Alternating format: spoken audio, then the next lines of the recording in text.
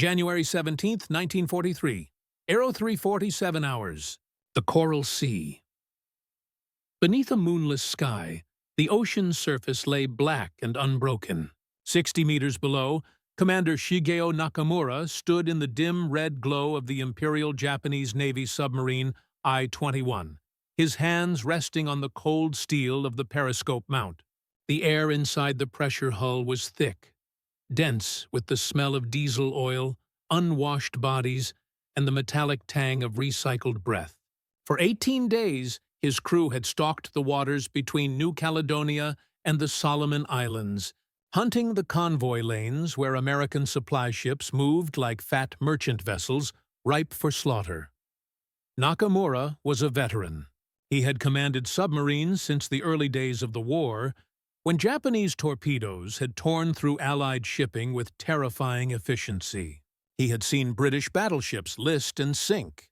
He had watched oil fires bloom across Pacific harbors.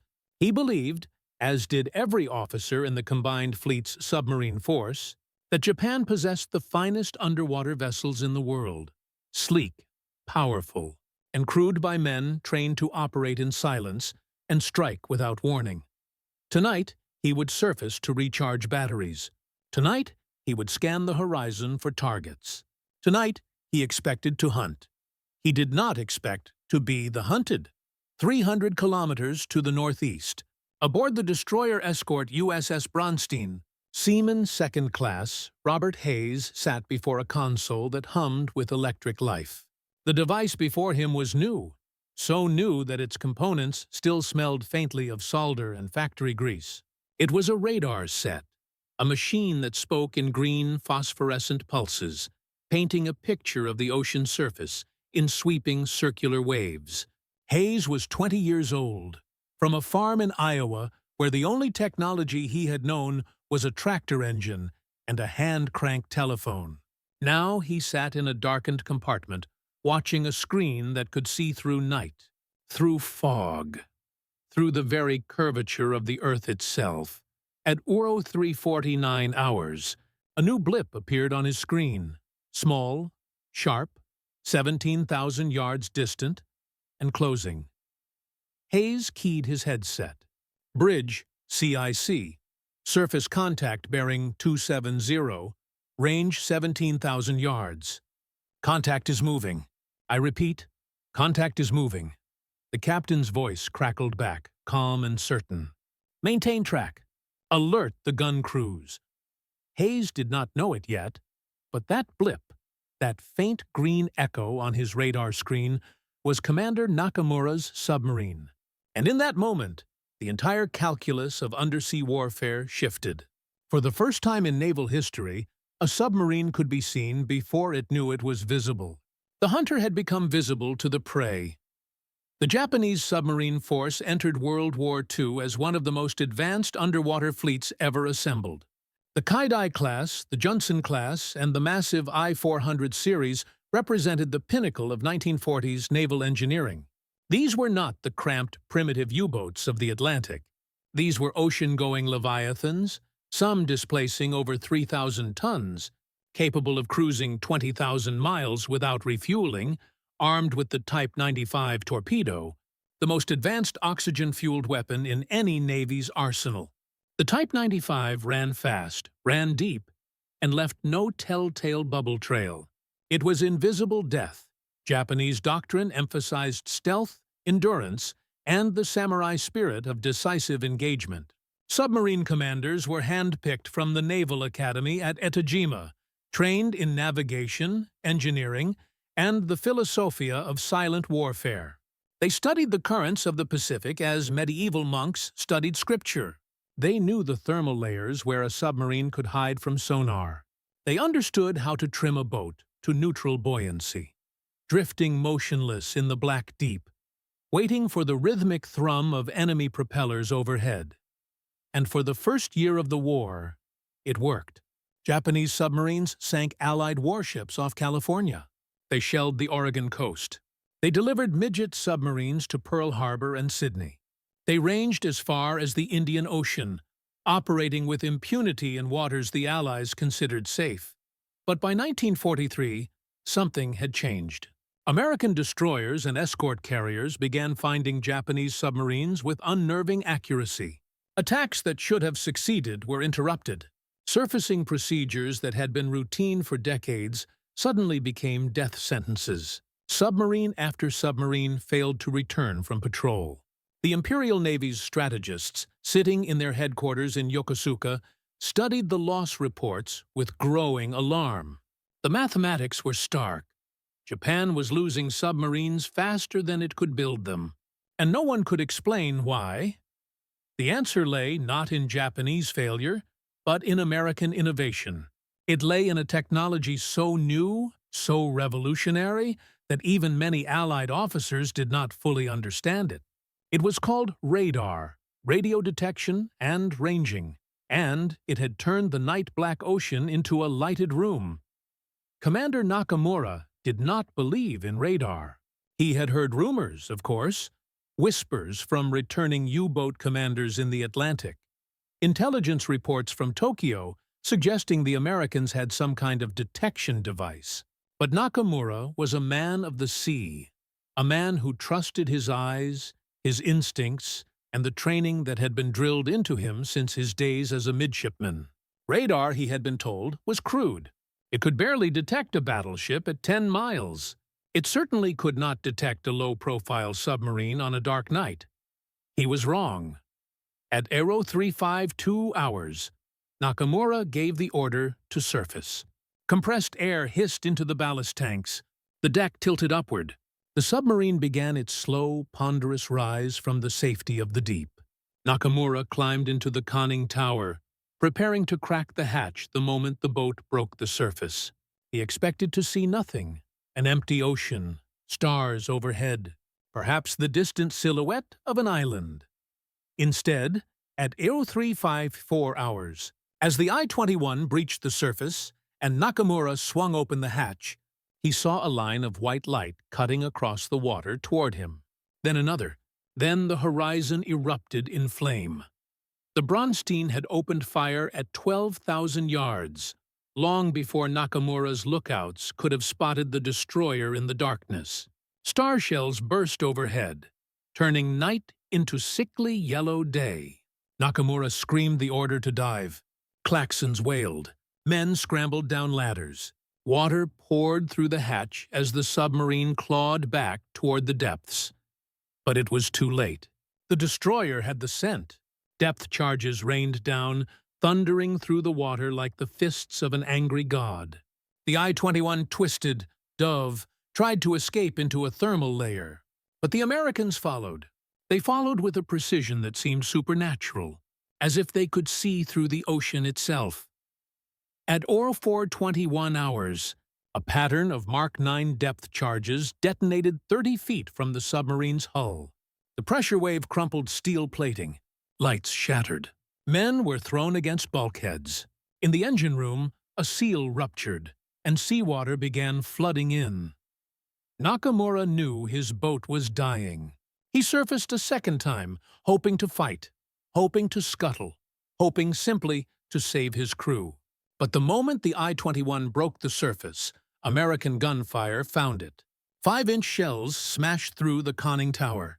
Machine gun fire raked the deck. By 0445 hours, the I-21 was gone, slipping bow first into the Coral Sea.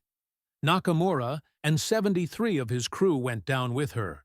11 men survived, plucked from the oil-slicked water by American sailors who treated them with the clinical efficiency of men who had done this many times before. One of those survivors, a young torpedo officer named Hiroshi Tanaka, would later be interviewed at a POW camp in Australia. His testimony was recorded by Allied intelligence and filed away in the archives. "We did not understand," he said, his voice flat with shock. "We surfaced in total darkness. There were no planes. There were no ships visible. But they knew. They knew exactly where we were." Radar did not emerge fully formed from the mind of a single inventor. It was the product of decades of electromagnetic research, refined in the crucible of wartime necessity by British and American scientists working in parallel. The British developed the first operational systems, Chain Home, the network of coastal radar stations that detected German bombers during the Battle of Britain. But it was the Americans who miniaturized it, perfected it, and deployed it across every class of warship in the Pacific Fleet. The key breakthrough came in 1940 at the Radiation Laboratory at MIT, where physicists and engineers worked in secret to develop centimetric radar, systems that operated at microwave frequencies, producing beams narrow enough to detect small objects with startling clarity. By 1942, American destroyers were being fitted with SG surface search radar, capable of detecting a submarine's conning tower at ranges exceeding 10 miles. By 1943, even small escort vessels carried radar sets that could pick out a periscope wake in moderate seas. For submariners trained in the old ways, this was incomprehensible. The ocean had always been a cloak, darkness an ally. A surfaced submarine, low to the water and painted in non-reflective gray, was nearly invisible to the naked eye at night. But to radar, it was a bright metallic echo, unmistakable and unavoidable. Japanese submarines, designed for long-range operations, had to surface regularly to recharge their batteries and ventilate the boat. Standard procedure dictated surfacing at night, when visual detection was unlikely. Lookouts would scan the horizon. If nothing was visible, the submarine was safe. But radar did not care what the lookouts could see. Radar could see 15 miles through a rainstorm. Radar could detect the faint return from a snorkel tube cutting through the waves. Radar never blinked, never tired, never lost focus. And so, night after night, Japanese submarines surfaced into what they believed was safe darkness, only to find American warships closing in with impossible speed and accuracy. The submarines dove, tried to evade, but the Americans had another advantage: sonar. Once a submarine was located and forced under, sonar operators tracked it through the depths while the destroyers above maneuvered for the kill. Depth charges fell in calculated patterns, guided by mathematical tables and the cold logic of hydrostatic pressure. The result was slaughter. In 1942, Japan lost 19 submarines. In 1943, the number rose to 22. In 1944, it climbed to 45. The submarine force, once the pride of the combined fleet, was being systematically annihilated. Lieutenant Takeo Yamamoto survived 3 war patrols aboard the submarine I-29. On his 4th patrol, in August 1944, his boat was detected by radar while surfacing off the Philippine coast. American aircraft arrived within 20 minutes. Yamamoto's submarine crash dove, but it was not fast enough. A pattern of bombs straddled the swirl where the submarine had submerged. The I-29 was destroyed with all hands. Yamamoto was not aboard that day. He had been transferred to shore duty due to illness. Years later, in a memoir written in the 1970s, he described the experience of serving in a submarine force that had become, by 1944, little more than a suicide service. "We believed our submarines were the best," he wrote. "We believed our training was superior. We believed in the spirit of the warrior, the willingness to die for the emperor. But none of that mattered. The Americans did not need to be better warriors. They did not need to be braver. They had machines that saw in the dark. They had machines that thought faster than any human mind. We were fighting the past. They were fighting the future." It was a brutal epitaph for a once elite force. Japanese submariners were not cowards. They did not lack skill or determination. But determination cannot defeat physics. Bravery cannot jam a radar beam. The Americans, for their part, approached submarine hunting with the methodical efficiency of an industrial process. Radar operators were trained to distinguish between wave clutter and genuine contacts. Sonar operators learned to interpret the acoustic signature of different submarine classes. Fighter direction officers coordinated aircraft and surface ships into integrated hunter-killer groups, where radar-equipped planes would spot a submarine, vector in destroyers, and maintain contact until the kill was confirmed. This was not the dashing, individualistic combat of early war submarine aces. This was systematized killing, efficient, repeatable, scalable. The U.S. Navy had turned anti-submarine warfare into a science, and Japanese submarines were the test subjects. The symbolic weight of this technological disparity cannot be understated. For Japan, the submarine force represented more than military capability. It embodied national prestige, engineering prowess, and the warrior ethos of the samurai tradition adapted to modern warfare. To watch that force crumble, not through superior enemy courage, but through invisible machines, was a kind of spiritual defeat. American radar sets became, in the Japanese imagination, almost supernatural. Survivors spoke of them with a mixture of fear and awe. "The Americans have eyes that see through water," one captured officer told his interrogators. "They have machines that hear the heartbeat of a submarine." This was not true, of course. Radar could not see through water. It could only detect the instant when a submarine broke the surface. But to men who had spent weeks submerged, creeping through hostile seas, surfacing into a night that should have been safe only to find enemy guns already trained on them, it felt like the Americans possessed some dark magic. In truth, the magic was mathematics. It was physics. It was the electromagnetic spectrum harnessed and weaponized. It was the product of university laboratories, government funding, and a society that valued scientific education and industrial capacity. Japan had brilliant scientists, but it lacked the vast research infrastructure that allowed the United States to pursue dozens of simultaneous weapons development programs. Japan could build excellent submarines, but it could not match the Americans in the production of radar sets, sonar equipment, and the trained operators needed to use them effectively. By late 1944, Japanese submarine doctrine had collapsed entirely. Submarines were no longer used for commerce raiding or fleet reconnaissance, their original roles. Instead, they were pressed into supply runs to isolated garrisons, carrying food and ammunition to islands bypassed by the American advance. These missions, dubbed rice runs by the submariners, were considered suicide assignments. The submarines traveled predictable routes on tight schedules. American radar-equipped patrol planes and destroyers waited along those routes like wolves at a waterhole.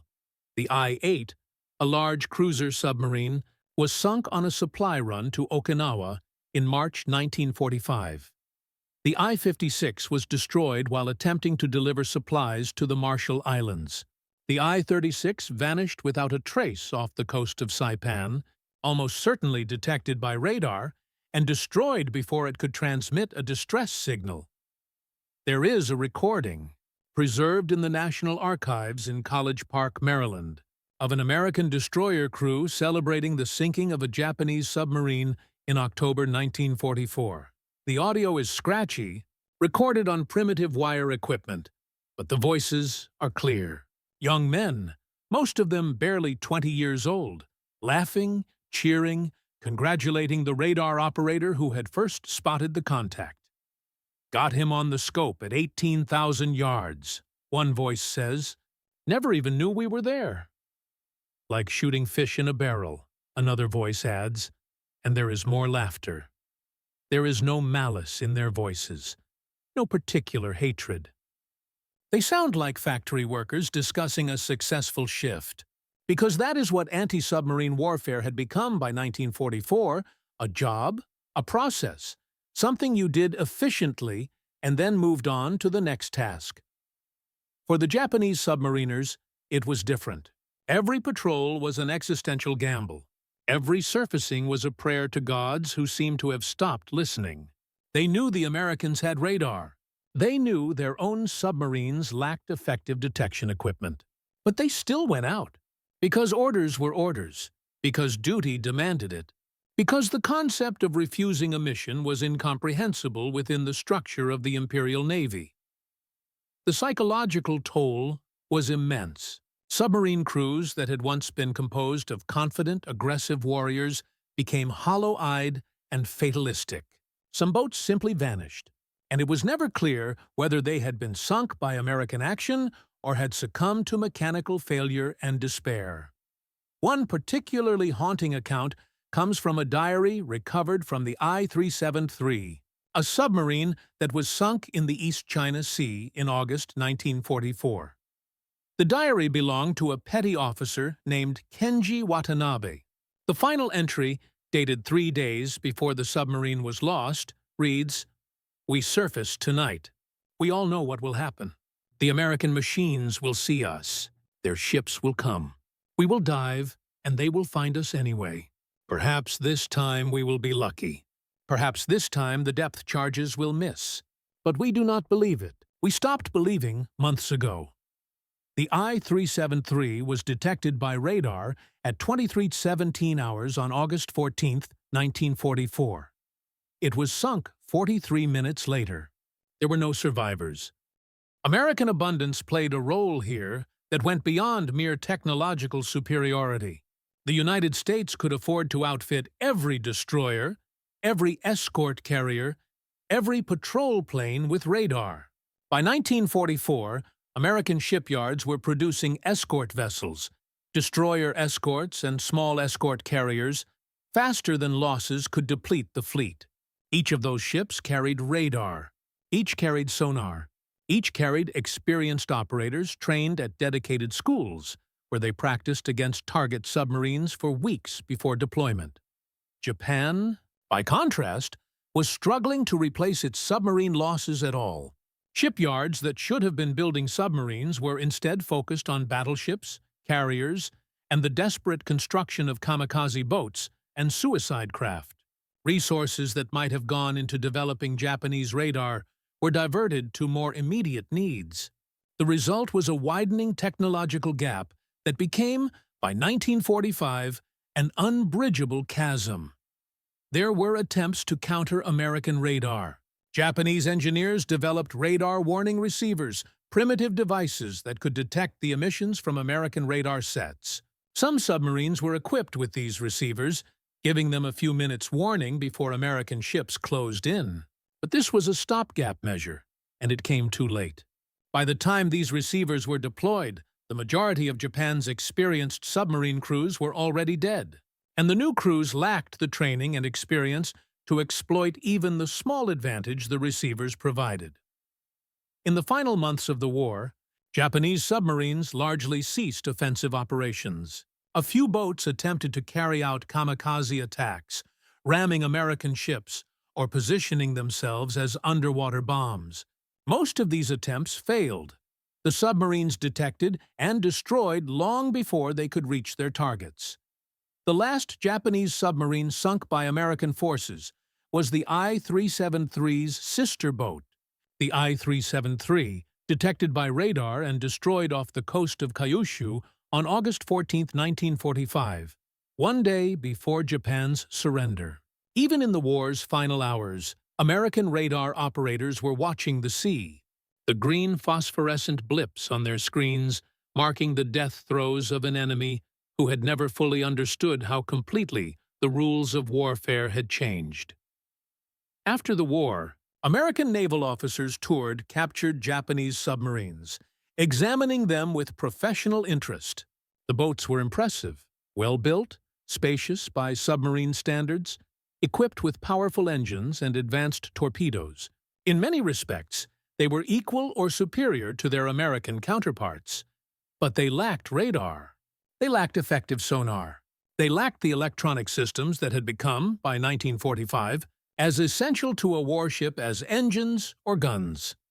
One American officer, touring the captured I-400 class submarine, the largest submarines built during the war, designed to carry aircraft for strikes against the Panama Canal, remarked to a colleague, "Adrit harder centrified, C3 They built a masterpiece and then sent it out blind."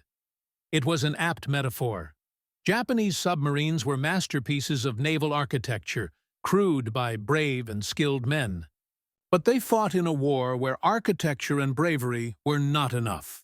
They fought against an enemy who could see in the dark, who could hear through the ocean, who had turned the act of hunting submarines into a repeatable, Efficient process. The lesson was not lost on post-war naval strategists. In the decades that followed, no navy would build submarines without first ensuring they had the electronic systems necessary to detect threats and evade detection. The age of the blind submarine, relying solely on visual lookouts and acoustic listening, was over. The age of the radar, sonar, and eventually satellite-guided warfare had begun. There is a memorial in Kure, Japan, near the old naval base where many of the Imperial Navy's submarines were built. It is a simple stone monument, inscribed with the names of submarines lost during the war. The list is long, over 100 boats, each name representing 70 or 80 men who never came home. Among those names is the I-21, Commander Nakamura's boat, lost in the Coral Sea in January 1943. When the memorial was dedicated in 1968, one of the speakers was Hiroshi Tanaka, the young torpedo officer who had survived the I-21's sinking. By then an old man, Tanaka spoke briefly to the assembled crowd. "We were not defeated by better warriors," he said. "We were defeated by better machines." And perhaps that is the saddest defeat of all. To know that courage and skill and sacrifice meant nothing in the end, because the enemy had learned to see what we could not. It is a harsh judgment, but perhaps a fair one. The Pacific War was, in many ways, a contest between industrial systems as much as between warriors. Japan had bet that superior spirit and training could overcome material disadvantages. The sinking of submarine after submarine by radar-equipped American ships proved that bet was wrong. But there is another truth here, one that Tanaka did not speak, but that lingers in the spaces between his words. The American advantage was not simply a matter of having better machines. It was a matter of having a system, a society, an economy, an educational infrastructure that could produce those machines in vast quantities, train operators to use them, and integrate them into a coherent doctrine of war. The radar set aboard the USS Bronstein that detected Nakamura's submarine was built in a factory in New Jersey by workers who had been farmers and shopkeepers 2 years earlier. It was designed by physicists who had been teaching undergraduates at universities in 1940. It was deployed as part of a fleet that had been built, trained, and sent across the Pacific with a speed and efficiency that Japan could not match. This was the real difference. Not just technology, but the system that produced the technology. Not just radar, but the industrial democracy that could turn theoretical physics into operational weapons in less than 3 years. Today, the waters of the Coral Sea are silent. The wrecks of Japanese submarines lie scattered across the ocean floor, slowly corroding in the dark. Some have been located by oceanographic surveys. Most remain lost, their final positions known only approximately, marked on charts with the notation Prob Sub. The radar sets that detected them are long since obsolete, replaced by systems that would seem like science fiction to the operators of 1943. Modern submarines navigate a world of satellite communications, digital sonar, and stealth technologies that render them nearly undetectable. The game of cat and mouse continues, played with ever more sophisticated tools. But the lesson of the Japanese submarines and American radar remains relevant. It is a lesson about the limits of bravery, about the cold indifference of physics, about the way technology can render entire doctrines obsolete overnight. It is a lesson about how wars are won not just on battlefields, but in laboratories and factories, in the choices societies make about education, research, and the application of scientific knowledge. Commander Nakamura believed he was hunting American ships. He believed the darkness would protect him. He believed, because he had been trained to believe it, that the ocean was vast and concealing, that a careful commander could surface, recharge, and vanish again before any enemy could respond. He was wrong. The ocean was not vast enough. The darkness was not deep enough. The Americans had learned to see through both, and in doing so, they had changed the nature of war itself. This is the story of Japan's best submarines and how they failed. Not because they were poorly built or badly commanded, but because they were rendered obsolete by a revolution they never saw coming. It is a story told in green phosphorescent blips on radar screens, in the thunder of depth charges in the deep, in the names inscribed on a memorial stone in Kure. It is a story about the future arriving before the past was ready to let go. And in the end, that is perhaps the most ruthless kind of defeat. To be beaten not by a better enemy, but by a better tomorrow.